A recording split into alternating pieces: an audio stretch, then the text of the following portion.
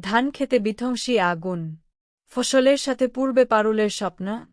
নিজের জীবন বাজি রেখে আগুনের দিকে ছুটল পারুল। আমরা এমনটাই দেখতে পারব আজকের পর্বে। বিস্তারিত জানতে ভিডিওটি দেখতে থাকুন। পাবলো সেনের অন্যায় আচরণের উচিত শিক্ষা দিতে এবং তাকে ব্যবসায়িকভাবে পুরোপুরি টেক্কা দিতে রায়ান আচমকা এক চরম ও অপ্রত্যাশিত সিদ্ধান্ত নিয়ে বসে। তার মনে তখন জেদ চেপে বসেছে।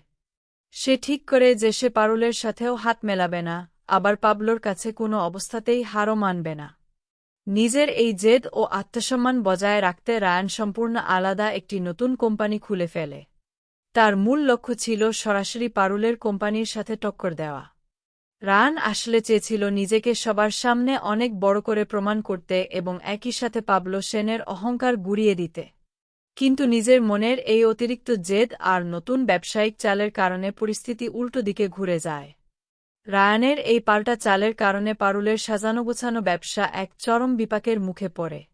পারুলের ওপর একই সাথে মস্ত বড় মানসিক ও আর্থিক চাপ সৃষ্টি হয়। কিন্তু এত বড় সংকটের মুখে দাঁড়িয়েও পারুল কোনো তাড়াহুড়ো বা রাগারাগি করল না।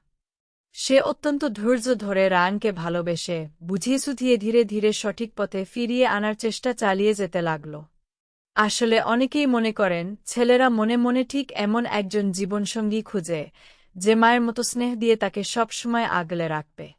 পারুলও ঠিক সেভাবেই রায়ানের সমস্ত ভুল ত্রুটি ও খামখেয়ালিপনাকে ক্ষমা করে তাকে সঠিক পথ দেখানোর আপ্রাণ চেষ্টা করছিল। ঠিক এই ব্যবসায়িক লড়াই ও মানসিক টানাপোড়েনের মাঝেই রায়ানের জীবনে নতুন করে নাক গলাতে আসে শিরিন। সে সুযোগ বুঝে রায়ানকে ফোন করে এবং পারুলের কোম্পানির বর্ষর ক্ষতি করার জন্য রায়ানের কাছে এক কুৎসিত প্রস্তাব দেয়। শিরিন চায় রায়ান যেন তার কোম্পানির সাথে হাত মেলায়।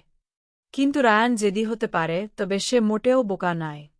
শিরিনের আসল রূপ এবং তার ভেতরের কুটিলতা ততদিনে রায়ান হাড়ে হাড়ে চিনে গেছে। তাই সে শিরিনের এই অসৎ প্রস্তাবে পানা দিয়ে নিজের নীতিতে অটল থাকে এবং তাকে ফিরিয়ে দেয়। রায়ানের এই শক্ত পদক্ষেপ প্রমাণ করে যে, সে পারুলের ওপর সাময়িকভাবে রেগে থাকলেও ভেতরে ভেতরে পারুলের সাথে কোনো বড় অন্যায় বা বিশ্বাসঘাতকতা করার কথা ভাবতেই পারে না। ব্যবসায়ের এই কঠিন যুদ্ধ আর মনের ভেতরের অশান্তির মাঝেই পারুল সিদ্ধান্ত নেয় সে গ্রামের দিকে রওনা হবে। তার মূল উদ্দেশ্য ছিল সেখান থেকে ব্যবসার জন্য চাল সংগ্রহ করা। এই গ্রামটি পারুলের কাছে কেবল কোনো সাধারণ ব্যবসার জায়গা ছিল না, এর মাটি আর মানুষের সাথে জড়িয়ে ছিল তার জীবনের এক গভীর আবেগঘন ইতিহাস। শহরের সমস্ত কোলাহল আর মানসিক চাপ থেকে দূরে গিয়ে পারুল তার চেনা গ্রামের মাটিতে কিছুটা শান্তি এবং নিজের ব্যবসার নতুন রসদ খুঁজে পাওয়ার আশা করেছিল। কিন্তু সে জানত না যে সেখানে তার জন্য আরও বড় এক পরীক্ষা অপেক্ষা করছে। গ্রামে পৌঁছানোর পরপরই পারুলের সমস্ত শান্তি এক মুহূর্তে মিলিয়ে গেল।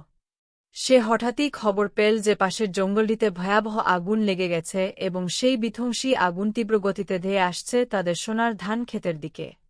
এই ধান ক্ষেত নষ্ট হওয়া মানে চাষিদের সর্বনাশ আর পারুলের ব্যবসার অপূরণীয় ক্ষতি। এই ভয়ঙ্কর খবর শুনে পারুল আর স্থির থাকতে পারল না। সে আতঙ্কে ও ভয়ে চিৎকার করে তার বাবা ভুবনেশ্বরকে ডাকতে শুরু করল।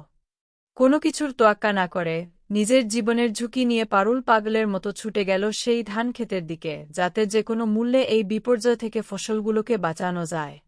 আজকের পর্ব আপনাদের কেমন লাগলো কমেন্ট করে জানিয়ে দিন। আপডেট পেতে চ্যানেলটি সাবস্ক্রাইব ও বেল আইকনে ক্লিক করে রাখুন।